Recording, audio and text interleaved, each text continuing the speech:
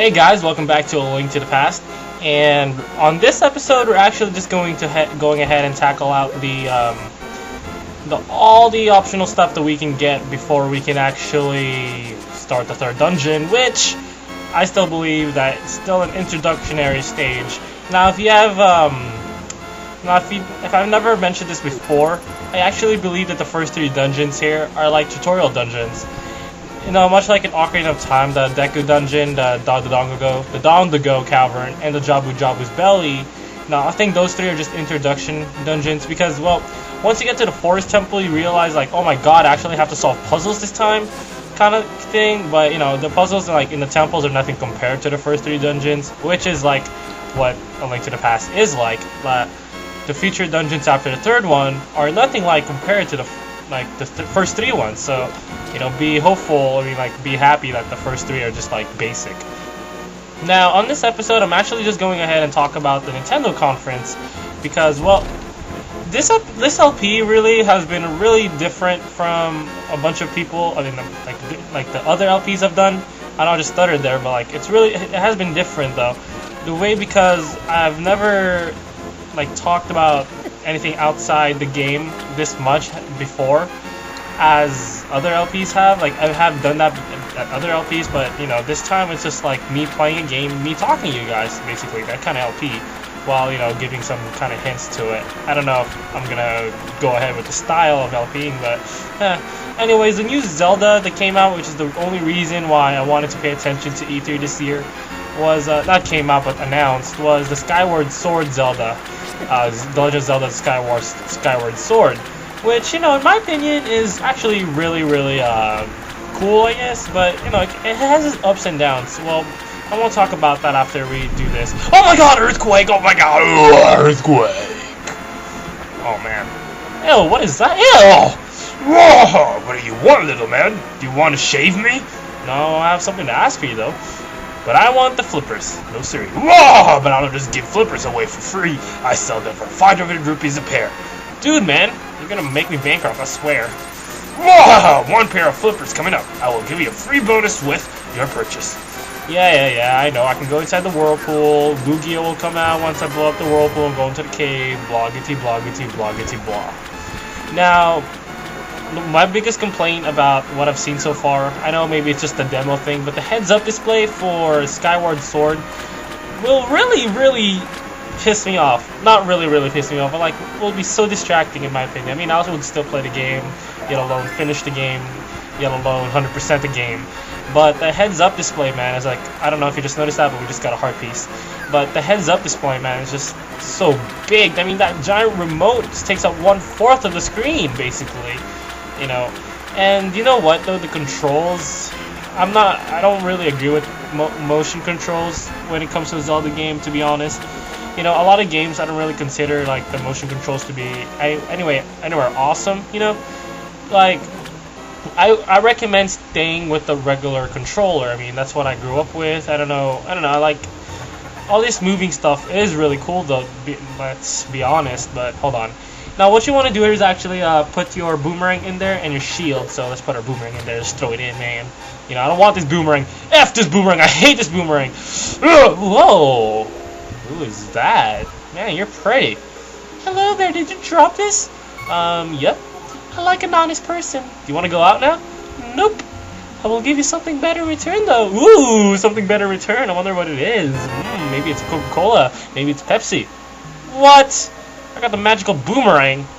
I don't care if it's faster and farther. I mean, oh my god. Okay, let's go back in there. Let's try throwing our shield this time. Now, you want to throw your shield here now. So instead of choosing your boomerang, you want to throw your shield. So yeah, we want to throw an item and look for your shield. Now, you want to throw this puny shield because I hate this shield. It does nothing but, like, get me hit because this shield is not big enough. I hate. Ooh. What is that? You're so pretty. Hello there. Did you drop this? Yep. I like an honest person. You want to go out now? No! Oh my god, you asked that last time! Seriously, get a life, chubby! You're so fat! But I'll give you something better in return. Oh, something better in return. I wonder what it is. Oh, red shield, okay. Yeah, that's basically it. That's all we have to do here. I have to get to Waterfall, upgrade your boomerang, and your shield. yeah, the heads-up display though, I'm done ranting with that. Just a heads-up display. Hopefully they will fix it. And again, I was like talking about the Wii Motion Plus, or like the motion control. I never really agreed that, like, it's a really cool feature in video games this time around, like the motion, like how you have to interactively like throw your arm out to, like, say, pitch a ball, or swing your remote control forward to like swing a baseball bat. But for games like Zelda, Mario, I never really liked to play with the Wii Motion. Like, I mean, it is really cool though. Let's be honest with that. Like, it is really cool, but I don't know. Like, I never really liked it though. Even though it's cool, and I never said I liked it. I mean, yeah, never really liked that. I don't know how much I'm gonna stress this one more time though. I never really liked the motioning stuff, and now like how Sony and Microsoft are doing it. Oh my god, it's just horrible, man. I just want to stick with the controller. Anyways, another one that I wanted to talk about the Skyward Sword. I used to call this game Swordless Sky when it came out too, and I was talking about it at school because I had school today, and yeah. But anyways, the Skyward Sword, the one I'm gonna not really complain about and mention though is the graphics.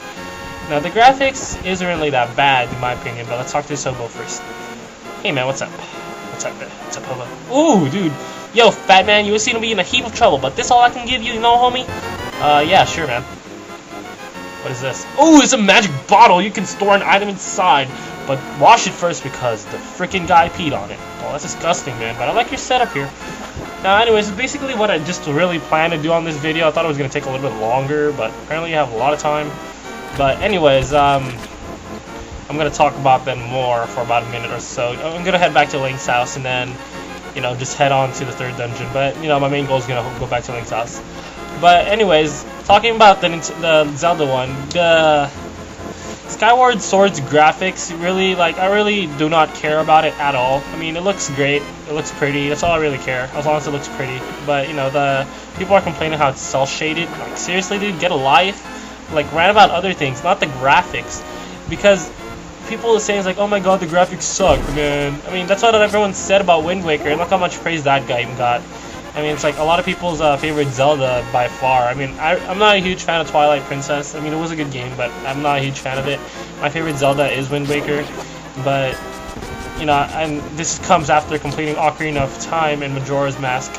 Well, not really Majora's Mask. I just started Majora's Mask. Maybe, like, after Majora's Mask, my opinion would, like, deteriorate. Not deteriorate, but, But you know what, though? The other thing that I want to mention about Nintendo's E3 was GoldenEye, for the remake of GoldenEye for the Wii. Now, that game is going to be beast. No pun intended there, but it's going to be great. A great game. Now, because, okay, like, maybe don't quote me on super great, but, like, I think it's going to be a good game. I'm going to get it no matter what. Now, the reason why was because, well, I think that game established, like, I mean, a lot of people do agree with this, is that it established basically the multiplayer that you Halo fans out there, Call of Duty fans out there are playing right now. Is that if it weren't, in my opinion, if it weren't for GoldenEye, the future of multiplayer game with FPSs is really going to drastically change. I mean, it gave that step boost up. I mean, I didn't say it's not like going to, another person's not going to have that same idea with GoldenEye, but I'm just going to say, like, the kind of multiplayer feature in it will be like later on, so maybe like the kind of multiplayer you are playing with Call of Duty might be different if GoldenEye didn't exist. I mean, if a game like that stabilizes something, I mean, that's really cool in my opinion. Now, what I do like about the E3 about Nintendo is that they basically dominated, and I'm a Sony fan too. I mean, I'm a huge PlayStation fan. I know more about the Nintendo 64 and Sony's what's it called? And Sony's PlayStation 1. I mean, how do I forget that? Yeah, those two systems is like the only two systems that I know most about, just because, well, I was more familiar with those systems. So yeah, I'm getting familiar with the I'm familiar with the PS2 though, but towards the end of the system's lifespan, I stopped playing it. So, well, not stop, but I stopped buying games for it. Anyways, I'm just gonna stop right here in the dungeon right here. Sorry, it was kind of like me ranting about the game. But anyways, guys, thanks for watching, and tomorrow will be a better day. He's beasting you forever. Blockity blockity blah. Bye-bye. My favorite subject in school was always history, because, you know what, I've always loved history. Most of the teachers that actually taught history, I've learned more about insight in life and about the human nature. I know that sounds corny, but it's like something I valued when I always learned about history. Yeah, especially AP European history. Yagamosa said his favorite was Physics 12, and you get to shoot a rocket? What? Dude, I'm like, this is me being jealous right now. I don't know. I'm just so jealous because I wanted to shoot a rocket. I'm in chemistry. I'm taking AP Physics next year. But hopefully I will have fun with AP Physics, so hopefully we do shoot a rocket like that. That's awesome. Wii, GameCube, Nintendo DS actually said his favorite subject was math.